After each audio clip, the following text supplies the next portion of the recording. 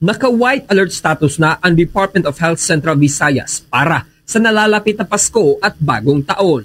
Ito ang ibinahagi ni Dr. Shelby G. Blanco, ang Medical Officer 4 ng DOH-7 na naglalayong ihanda ang mga pasilidad ng kalusugan para sa posibleng insidente, lalo na ang mga may kaugnayan sa mga pinsala mula sa paputok. Nagbabala rin si Dr. Blanco na kung maaari, iwasan ang mga paputok sa mga matataong lugar at kung magpapaputok man, ay gawin ito sa open area upang maiwasan ang sunog. Hinimok din anya na may mamuno na opisyal sa barangay para sa gagawing mga fireworks display upang ang pagdiriwang ng Pasko at Bagong Taon ay magkaisa at makulay ng walang anumang naitalang insidente. Mahigpit ding minomonitor ng tanggapan ng mga aksidente sa kalsada dahil sa inaasahang tataas ang bilang habang papalapit ang Kapaskuhan dahil ang iilang mga tao ay umuuwi galing sa kanilang mga Christmas party habang nakainom. Kaya naman pinayuhan nito ang publiko na huwag nang bumiyahe kung sila ay nakainom at sa halip ay maghintay hanggang mahimasmasan upang sila ligtas na makarating sa kani-kanilang mga